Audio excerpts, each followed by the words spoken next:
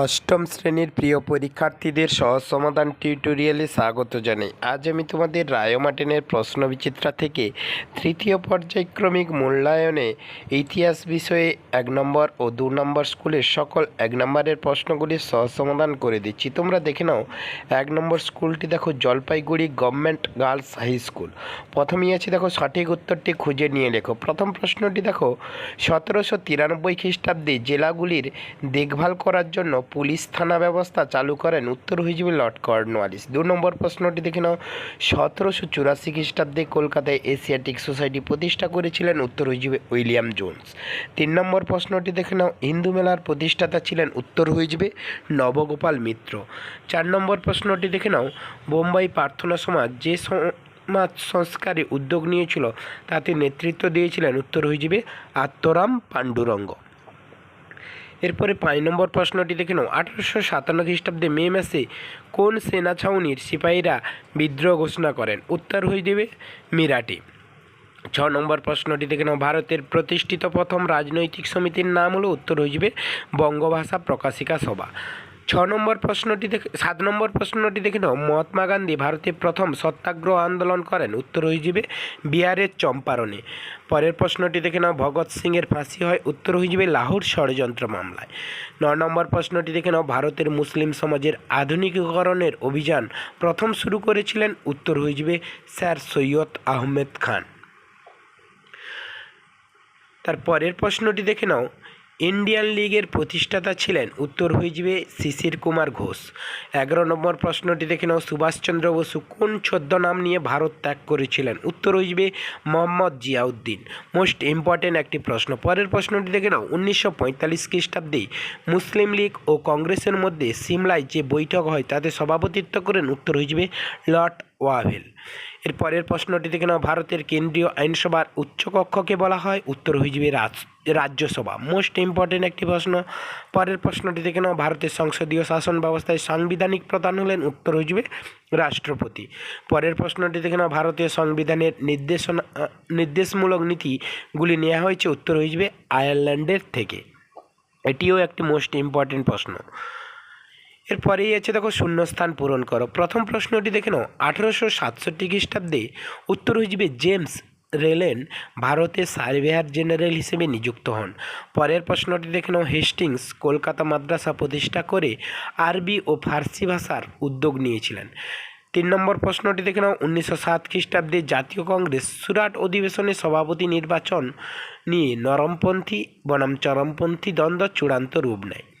এর পরের প্রশ্নটি দেখে নাও। সূর্য সেন এর নেতৃত্বে 1930 খ্রিস্টাব্দে 8ই এপ্রিল চট্টগ্রাম অস্ত্রাগার লুণ্ঠন করা হয়। 5 নম্বর প্রশ্নটি দেখে নাও। 1932 খ্রিস্টাব্দে ব্রিটিশ প্রধানমন্ত্রী র্যামসে ম্যাকডোনাল্ড এর ঘোষণা সাম্প্রদায়িক বাঁটোয়ারার কথা বলা হয়। এরপরে তোমরা 3-এর দাগে প্রশ্নগুলি দেখে নাও। প্রথম প্রশ্নটি দেখো। কলকাতায় ফোর্ট উইলিয়াম কলেজ কেন প্রতিষ্ঠা করা হয়? উত্তর হয়ে যাবে ইউরোপীয় প্রশাসকদের এদেশীয় ভাষা ও সংস্কৃতি বিষয়ে শিক্ষাদানের জন্য। 2 নম্বর প্রশ্নটি দেখে নাও। মুপলা বিদ্রোহ কোথায় হয়েছিল? উত্তর হয়ে যাবে কেরালার মালাবার উপকূলে। 3 নম্বর প্রশ্নটি দেখে নাও। মহাবিদ্রোহের সময় সিপাহীরা কাকে ভারতের সম্রাট হিসেবে ঘোষণা করে? উত্তর হয়ে যাবে বাহাদুর শাহ জাফরকে। 4 নম্বর প্রশ্নটি দেখে নাও। কত খ্রিস্টাব্দে বঙ্গভঙ্গ রদ করা হয় এবং ভারতের রাজধানী কোথায় সরিয়ে নিয়ে যাওয়া হয়?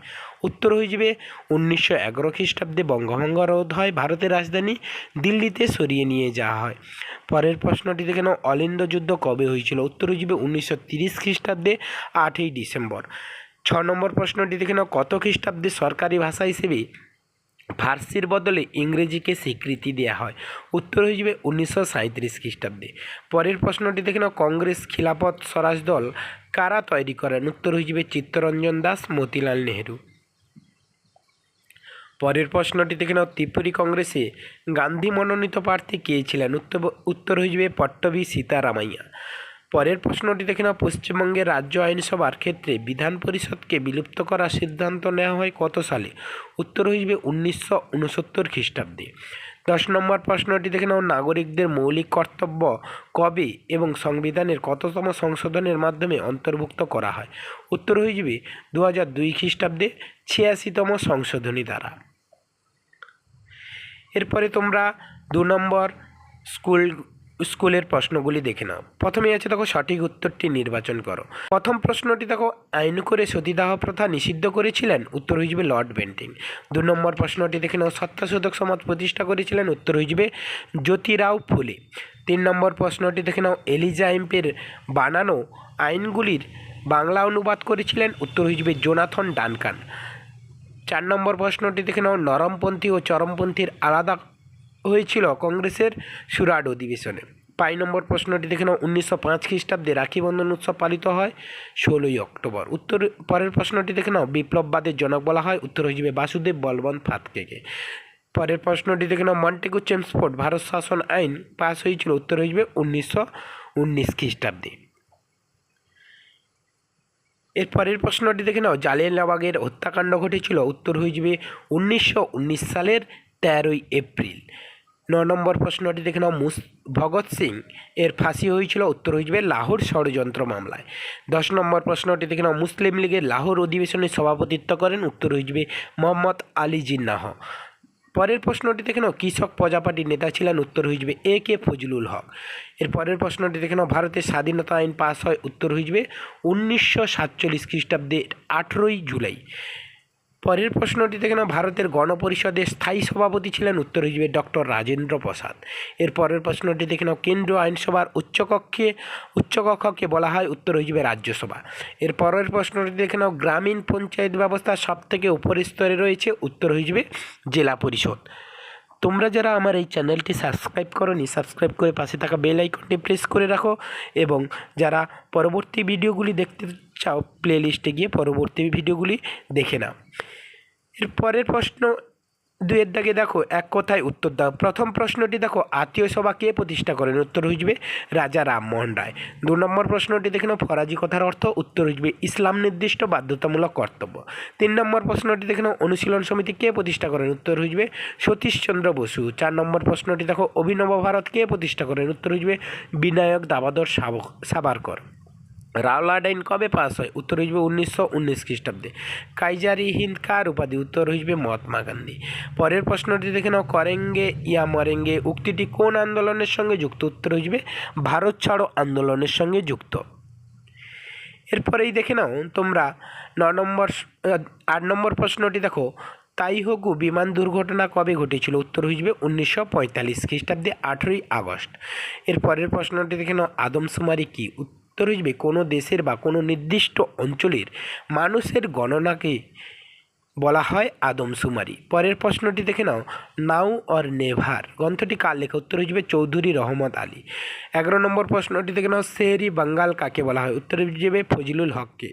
পরের প্রশ্নটি দেখে নাও, ভারতের রাষ্ট্রপতি কত বছরের জন্য নির্বাচিত হন, উত্তর হয়ে যাবে 5 বছরের জন্য।